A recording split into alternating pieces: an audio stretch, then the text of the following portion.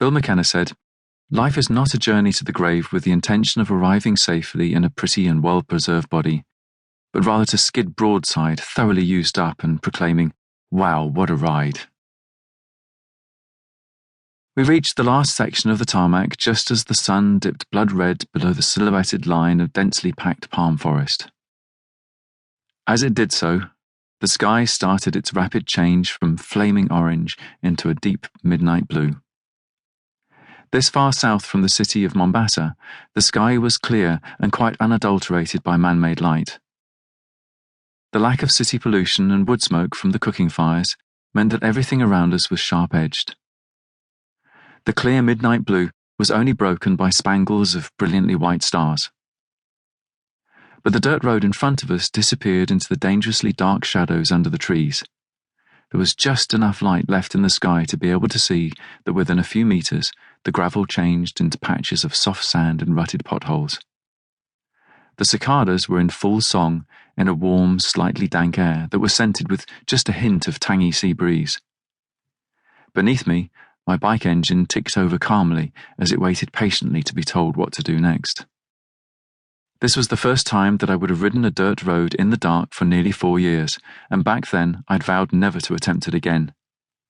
Motorcycle headlights may be sufficient for road usage, but are pathetically useless for dealing with horribly unpredictable backcountry tracks.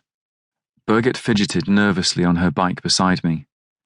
This was the first time she'd ridden at night. It was her first day of riding in Africa, and the dirt road in front of us would be the first she had ever ridden.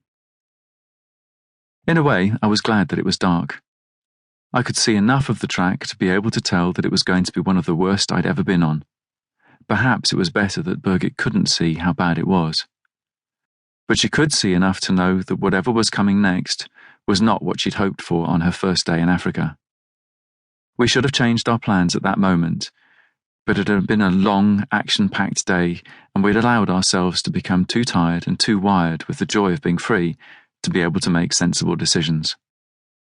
Our minds were set on pitching camp under the palm trees on a white sandy beach, and to waking up in the morning to a view of warm turquoise sea. We'd arrived in Kenya just a week earlier. We'd flown into Nairobi on a Kuwait Airlines plane, and had had the wonderful experience of sitting next door to an Arab dressed in full robes. The man oozed regal power. I wondered who he was. A sheikh, perhaps? We'd chatted briefly. He was a businessman, in oil of course, and as the flight had come towards its end, he'd leant over and given us a bottle of Chivas Regal. "Enjoy this," he'd said. "I hope you have many wonderful adventures." This was totally unexpected, and Birgit and I rummaged around to try and find something to give him in return. All we could manage was a rather rumpled bag of boiled sweets. Though there was no comparison in the value of the gifts, he seemed pleased that we had reciprocated. He gave us a brief smile and a small nod of his robed head before turning away from us, his mind obviously on what would come next in his life. From Nairobi, we'd caught a bus down to the port of Mombasa. We'd arranged for our bikes to be shipped there.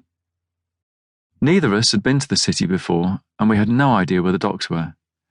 Nor did we know exactly what hoops we would have to jump through to get our bikes out of customs. The beginning of this voyage of discovery was the attempt to find somewhere to stay that had off-road parking for our 2 bikes, when we eventually got them free from the port. The other critical issue was our budget. In time, we were rich, but in most other things we were skating the financial line. Mombasa is an eclectic coastal city which is almost a microcosmic living history lesson. In its time, it has been controlled by many cultures, and each has left his mark on the buildings and the people.